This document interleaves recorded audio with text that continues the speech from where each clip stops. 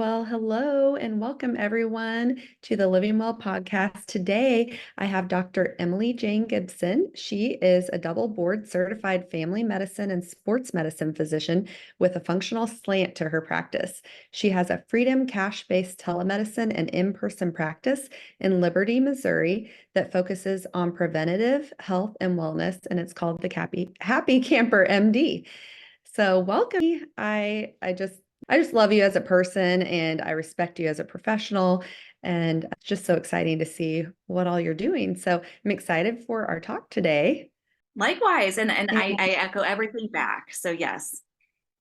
thank you. And so I know we could talk about so many different subjects because you are an expert on many different things. And even outside of medicine, we've had some really great conversations in the past that you could just write your own book on some stuff. But I think today, let's focus on maybe looking at some things with the healthcare system that maybe aren't discussed in mainstream because you also have been a voice for medical freedom, and I just resonate with that with you as well. And I appreciate how you have been bold and spoken out on some issues. So let's start off by, I just wanted to ask you about the medical industrial complex, and maybe if you could explain that a little bit, what it is, and maybe some of the issues that are occurring in our country because of that.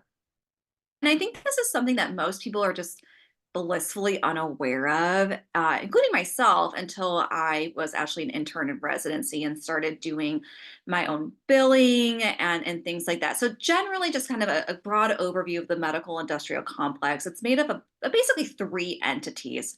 It's going to be like the big hospital systems. It's going to be the payers or the insurance companies, including Medicare and Medicaid.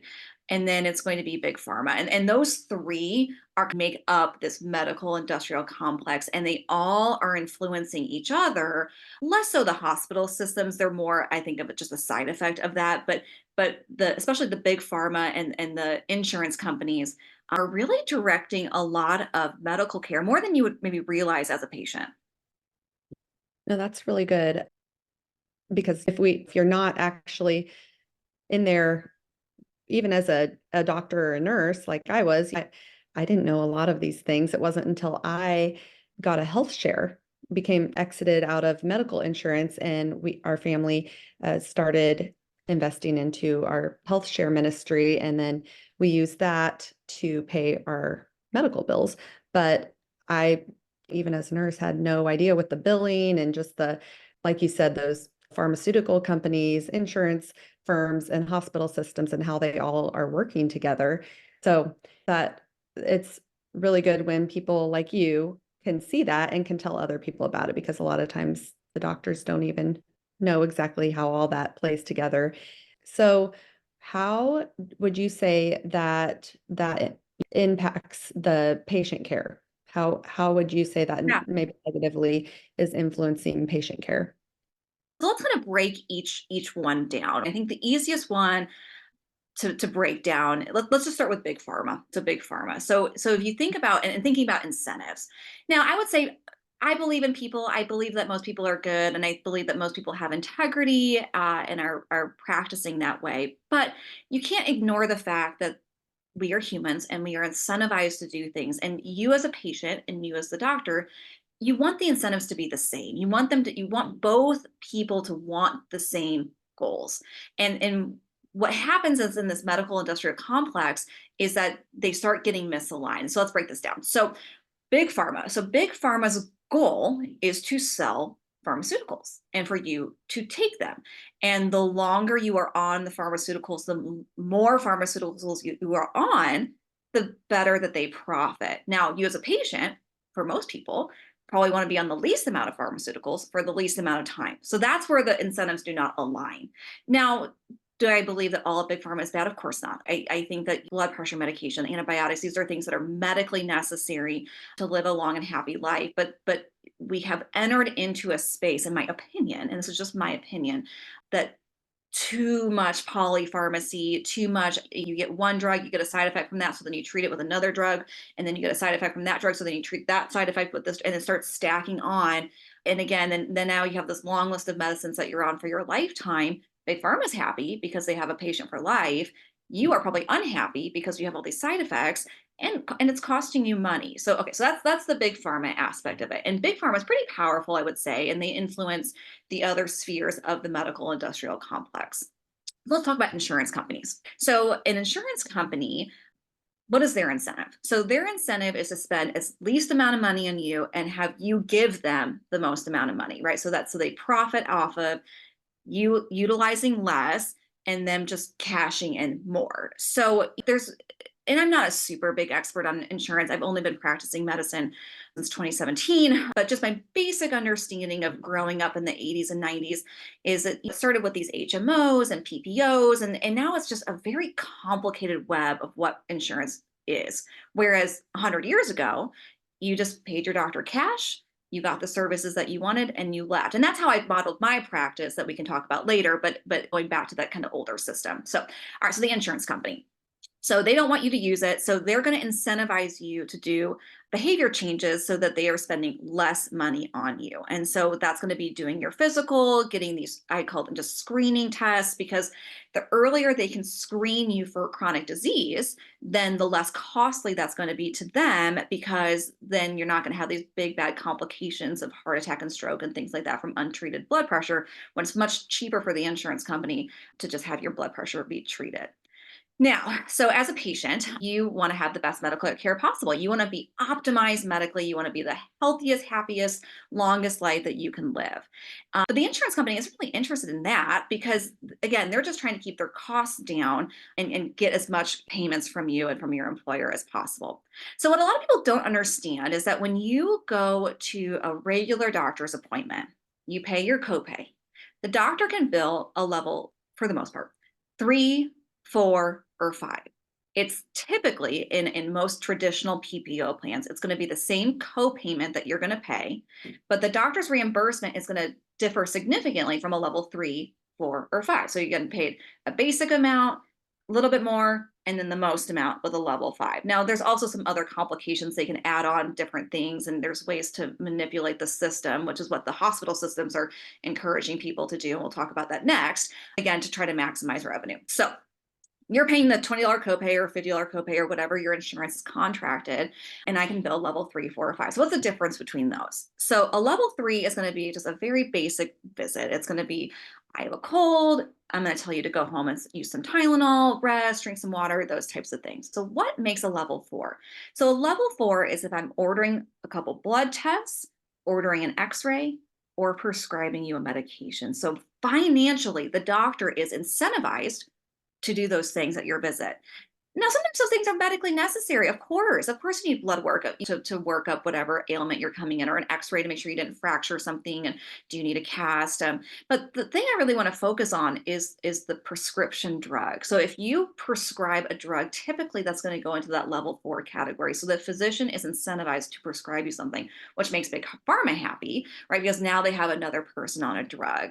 And then a level 5 is typically someone who's very complicated. Either you spend a lot of time with the doctor and they bill based off of time, or you're just a very complicated patient and they end up sending you to the ER because, oh, this chest pain that you're coming in is very serious to me. You need even higher level of care.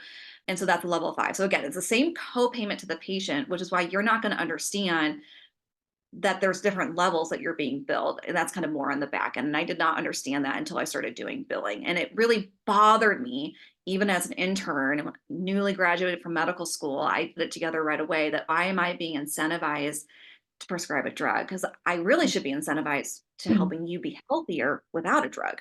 And so Absolutely. unfortunately, we're just not, right? Unfortunately, the way that the system is set up, you're really more incentivized. For me as a clinician in the medical industrial complex for the big hospital system. All right, so moving on to the third piece of the puzzle here is they want me to see as many patients as possible Right. So they want me to get you in, get you out, and bill as much as I can to generate revenue for the hospital.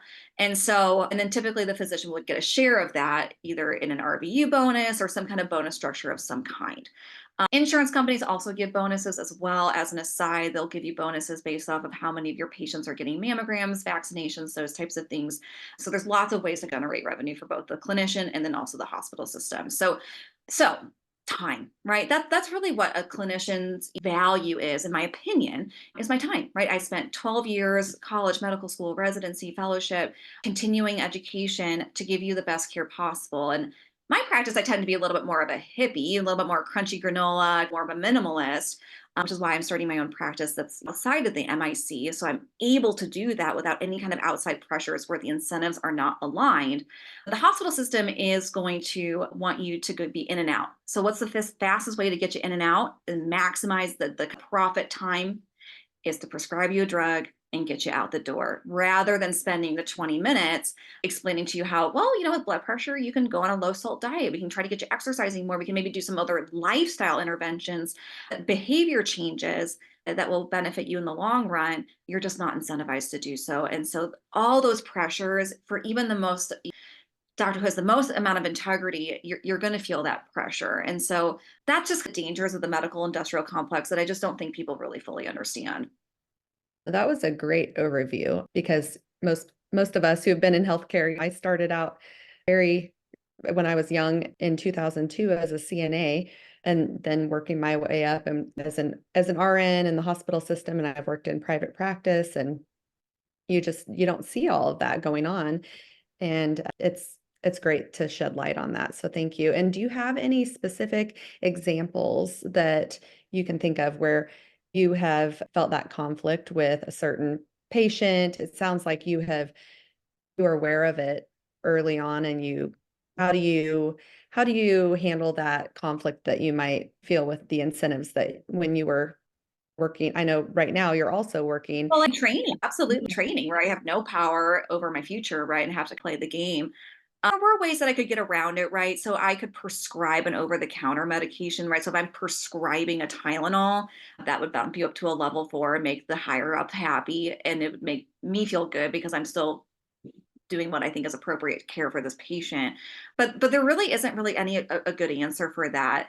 And even another more other kind of piece that's still kind of related to the medical industrial complex, that's kind of more of a newer thing, was coming around when I was in residency and stuff, is this whole patient feedback, satisfaction scores. And so Press Ganey is a really popular one in hospital systems. Google reviews is another one for outpatient settings, that these administration people, big wigs of the hospital systems, if you will, are looking that as a metric of how good are you practicing medicine. Had a nice conversation with one of my best friends last night. She's an OBGYN, and we were talking about, how do you measure a doctor's ability to practice medicine? And really the only way to do that is peer review, right? So it would be another family medicine doctor, because I am family medicine, either reviewing my charts or shadowing me. But of course, that costs money. And so they don't want to pay another doctor to just not be seeing patients and not be generating revenue. So they look at these patient scores, or how quickly you're getting patients in and out, just numbers wise. But that's really not in the best interest of the patient, because if you are incentivized to make sure the patient is happy all the time, you're going to probably give them what they want, but what they want may not be what's best for them, right? Getting the opiate, getting the antibiotic for a cold can have detrimental effects. And I think the risk would maybe outweigh the benefits. But if you're trying to get that good score and you're feeling that pressure from the administration, you might be more likely to do something that actually is harmful. And so I always tell people, okay, Google reviews with a grain of salt. Most people who go on these Google reviews are going to be the unhappy patients. You want a doctor that's able to give you tough love in a nice way, right? You with good bedside manner and empathetic and all those things, but you want them to say, I don't really think you need the antibiotic, and here's why. And if you want a doctor that's going to give you what you want, then I'm sure you can find one. But if you are truly trying to live the best, happiest, healthiest life, you need a doctor that can be honest with you. So what would you tell someone who is looking for that doctor? How would they be able to, if they're not using Google reviews, what would be the best way for someone to find a physician who is is looking at them as a person and they're wanting to do quality care and rather than looking at scores? What's the best way for someone to find someone like that? The best way is always going to be word of mouth. So finding friends probably and hopefully have like-minded friends and see who they have been happy with or family members of that nature. It's going to be really hard for you to find a non-traditional doctor in the medical industrial complex. You're really looking at either a DPC practice, a cash-based practice, because it pretty much is impossible to practice under these three entities and do things a little bit off the beaten path. So if you Google DPCs in your area, a bunch are probably going to pop up. That would probably be a good place to start. I know when I was looking for my obstetrician, I was just asking the other friends, like, who do you use? Is she or he a little more hands off? Because that's what I was looking for. So word of mouth is always going to be the best bet. Yeah, no, and that's a great segue into talking about what you're doing with the Happy Camper MD because with the direct primary care or DPCs, a lot of insurances don't cover that. However, with myself, our family, we have a health share ministry, and a lot of health share ministries do reimburse their members for the monthly cost or up to a certain amount of the monthly cost for their direct primary care if they're with a direct primary care practice because it is just better for you have less claims and things like that when you are seeing someone in direct primary care. So your practice is set up like a direct primary care, correct? Somewhat. So let's Yeah, talk about what direct primary care is, and then I'll talk about what my practice that would be is. great. So I would work in the same umbrella. We're just a little bit different. So Mhm. a direct primary care practice is going to be a monthly membership that you pay month to month or a year in advance, whatever you set up with the clinician for your primary care needs. Now, every practice is a little bit different. So sometimes they have after hours, sometimes they don't. But generally speaking, a direct primary care is you're going to pay a monthly membership like you would a gym, and then you have unlimited access or more access than you typically would to your physician, either with calls, with appointments. You're going to be able to have longer appointments. You're going to be able to be seen because you're paying this monthly fee. Now, with the monthly fee, typically it's fairly affordable. I think the average is probably about $100 a month. And the hope is that you are buying into this practice, you're paying your $100 a month. So even if you don't use it 1 month or 2 month, so the month that you do use it, clinician is getting paid appropriately for their time. So mine's a little bit different. So the practice that I have with Dr. Dana Granberg in Liberty, Missouri, we have a $25 annual private membership agreement. So what that allows us to do is kind of be sheltered from the statutory system and be under a totally different jurisdiction that we find is better for us and better for our patients as well. Just again, just trying to remove these layers of influence so we can get back to what we love to do, which is treat the patient in the room. Then we just bill based off of time. So if you use us for 30 minutes once a year, you just want your labs, you're a perfectly healthy person, that's well that you want to do, we're happy to serve you. If you are someone who wants more in-depth labs, functional medicine, you want to just optimize your health, we can do that as well. It's as little or as much as you want because you're just paying us based on our time. I love that. And that's the way that I think it should be with everyone.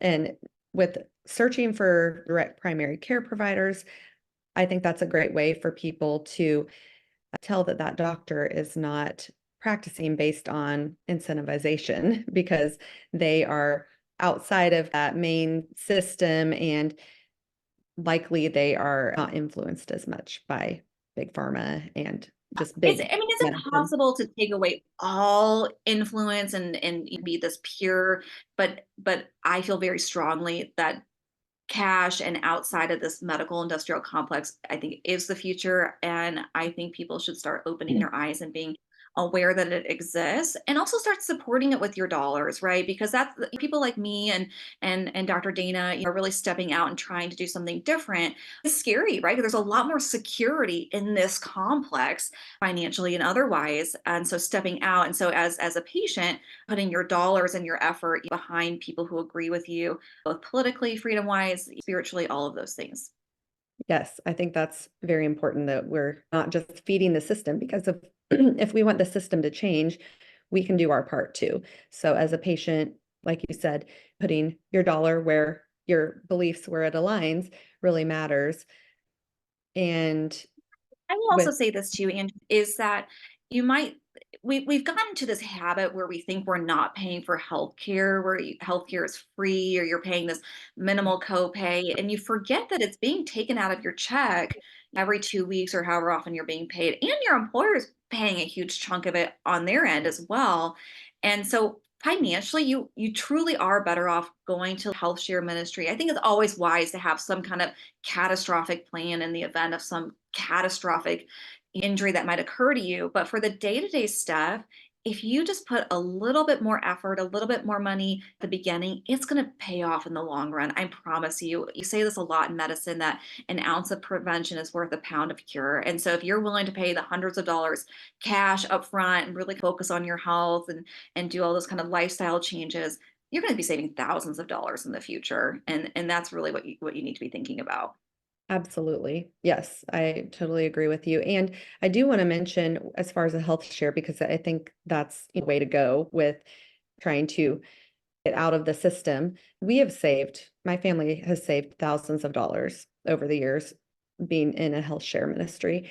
You can also, if I will say that health shares also will often, like I said, reimburse for direct primary care, but also with functional medicine, whereas insurance companies, a lot of time they don't do that. So they often have to get it reviewed, and depending on which health share ministry you're a part of, they may or may not cover it, but a lot of times they will cover functional medicine services, which is great, and as well as chiropractic services, just more what they consider alternative services are usually better covered with the health share ministry. And then I know with my practice, as a functional medicine practitioner, I am able to take HSA, FSA funds, which is great. And so using their card for that, even though someone might not have I don't take insurance, but if they are using their cards, especially at the end of the year, and they have this money left over, why not use it towards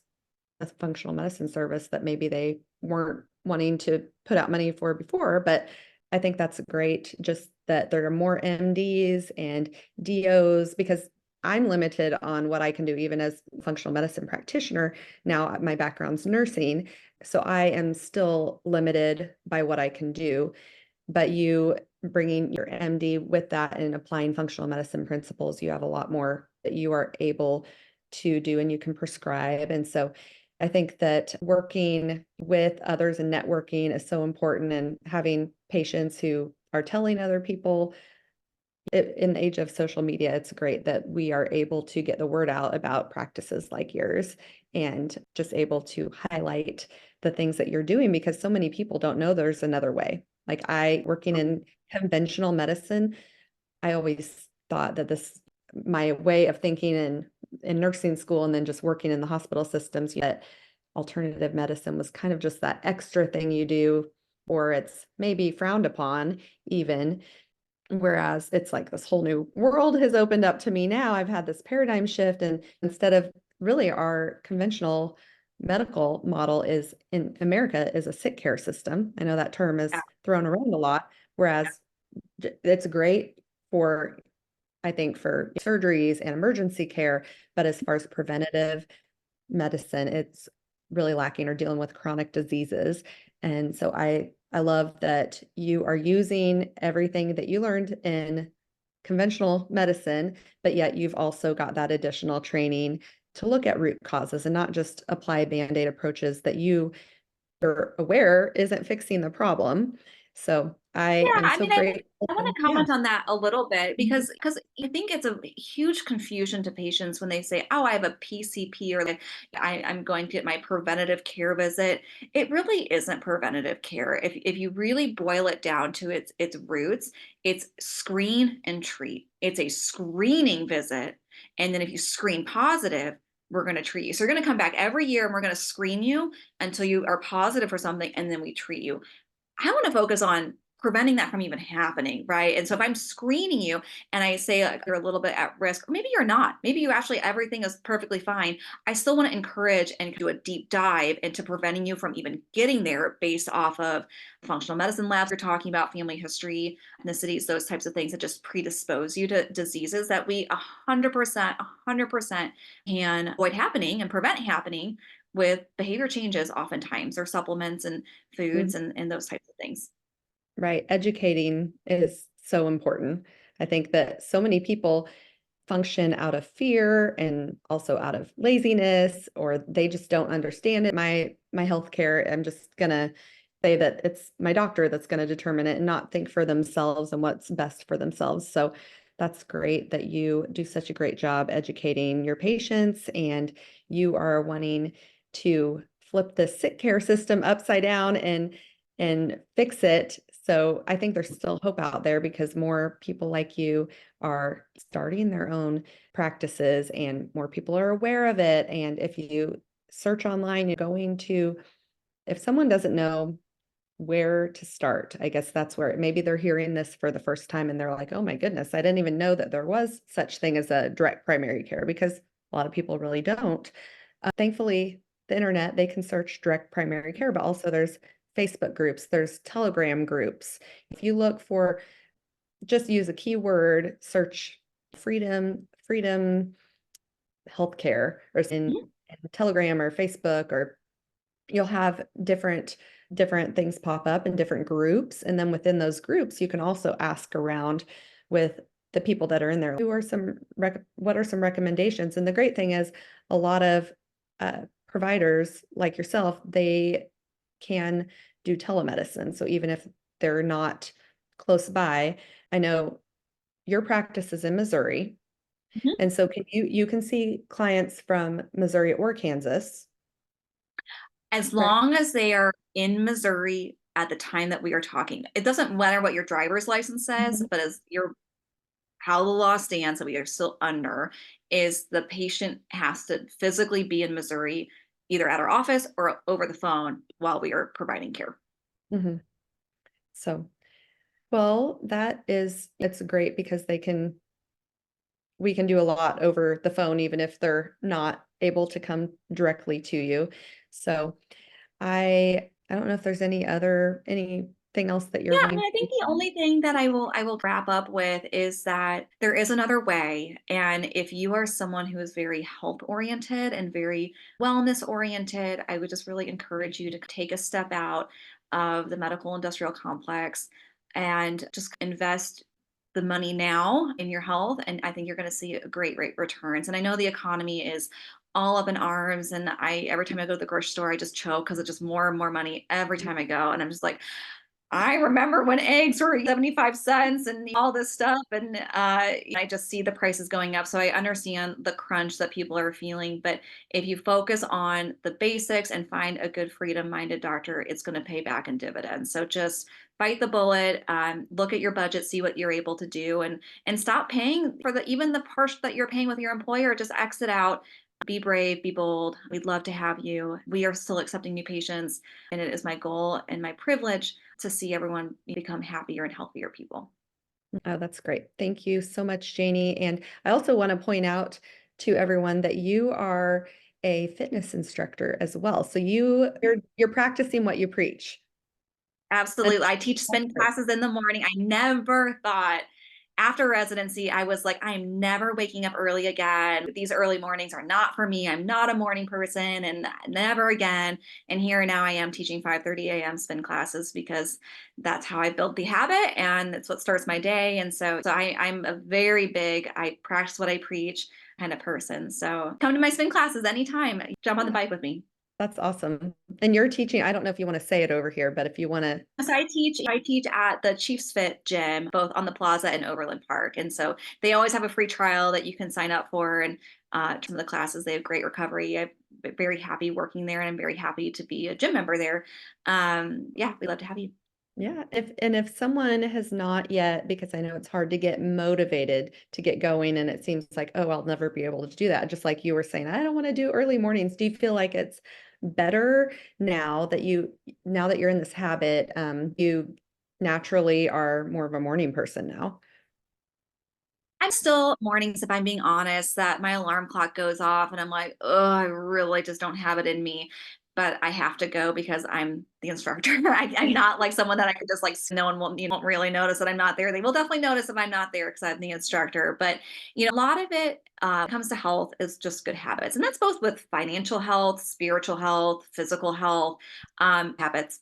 And so, the literature that I've read is about 21 days, so about 3 weeks to build a habit. And so, if you're just starting your prayer life, if you are just starting reading the Bible, if you're just starting whatever you're starting in your life, saving money, whatever, just start small and start building that habit. Don't eat the whole hamburger at once, just eat one bite. And so when it comes to fitness, uh, put on the fitness clothes and just set the alarm and just go. And even if you're only on the treadmill for a minute, and even maybe you don't give like 100% of the effort, you're still building the habit of being healthy, of putting on fitness clothes, fitness first and showing up. And so if you do that for 3 weeks, by the end of the 3 weeks, you're going to be fine. And that's true of reading your Bible, praying, like just open the Bible, read for as long as you can. It doesn't have to be like this hour-long meditation session. Just start small. And 3 weeks, you're going to just start doing it naturally. That's great. Those are some great tips. I don't know if you are familiar with the book. I was just thinking about this because I was on a plane yesterday and was able to listen to almost this entire book because it's a pretty short read, but it's called Eat That Frog. Oh, no, never heard of it. It's a great one. Let me see here. What is it? Eat That Frog. It says 21 great ways to stop procrastination, but Mm, the full title, but it's also just, and it's by Brian Tracy, but it's just good for, tips, but also professional growth and just getting what you want, setting goals, prioritizing it, because all of us have a million things, this day and age that we want to do. Really, if you think about, if you divide it into three categories, health, your top three goals for your health, top three goals for finances, and top three goals for relationships. So you might list out, different things in each of those categories, but just focusing on those top three things and then coming up with a plan, because, heard if you don't plan, then you plan, or what is it? plan to fail. Yeah. You fail to plan, you plan to fail. Um, I think just coming up with a plan, people are so much more successful if they write it down rather than just thinking it, because can think of what our goals are, but until you actually write it down and it be like a SMART goal, having the time, you can actually track it. It's realistic, and um it's things, those tools, it's really helpful to make those things actually happen. And also, I will say, when you were talking about how alarm clock goes off and you don't really feel like doing it, I know we're getting off on a little bit of a tangent, but it just kind of, my head as we were talking, I was like, I want to touch on this. um Accountability, taught pals and pairs and BLS for a while just because I wanted to teach something, because I knew if I taught it, then I would be more proficient in it. Same thing Mhm. goes with anything in our lives. So it also, someone is on you to teach, then you've got to be there. And your fitness class, I think that's great way to get, once you start doing something, forming that habit, maybe wants to teach others, then it helps with that accountability. But or just get a friend to work out with, or at least track, Absolutely. yeah, their workouts, or do You're something. not meant Yeah. to be alone. Yeah, and it's so much better in a group, even for introverts. It's still every study always indicates that if you have people with similar goals around you, you're going to be more likely to reach those goals. So having an accountability partner that doesn't have to be a spouse or a family member, it can just be a friend. It could just be just your gym friend, right? Like it's nice to know, like you have a friend that goes to your same Pilates classes and you chit chat with them before and after class. Like I probably notice that you're not there for a couple weeks, or same thing with church. And so, yes, just finding those a good community with like-minded goals, you're going to be so much more successful. And back to the whole thing with a plan, don't plan with a professional. Like if you are struggling with coming up with meal planning and you're just feeling like lost, go schedule an appointment with a dietitian or a meal prep specialist and have someone help you with a plan. Because if yeah, we have so many resources available to us. You're not alone. And so, yeah, I Right. could encourage that more. Mhm. Yeah, it's great. I think doing we have so much fingertips with online help, which is great. But if you can be in person with someone, be in person with a class, just those relationships, like you said, even if you're an introvert, it's really is just is life-giving when you're around other people in person. You just talking about even just giving someone a little side hug or something, people, there's lots of studies talking about human touch and how important it is to us. So don't isolate yourself. It's easy to not follow through with things when you don't have that real accountability there. Um, I encourage everyone to, great online, but if you can be a part of some group, you have those friendships that develop where you're really wanting the best for each other in relationships. It's really important to do that. Thank you for taking your time today to My do this pleasure. interview, and I hope that we can talk maybe again in the future because, like I said, you're kind Yeah, of let's get an together media. soon. And yeah, I'd love to see you in person, like you talked about, together soon. And everyone who listened. And of course, if you have any questions, you can always find me at my website and drop That's us what I was going an to ask. email. Yeah, And Instagram, I'm Dr. dot JANIEMD. Me on Instagram, slide into my DMs. I'm always looking to people. that's awesome. And what's the website for the Happy Yeah, Camper? and website is www.thehappycampermd.com. Okay. Well, thank you so much, and we'll see you next time. All right. Yeah.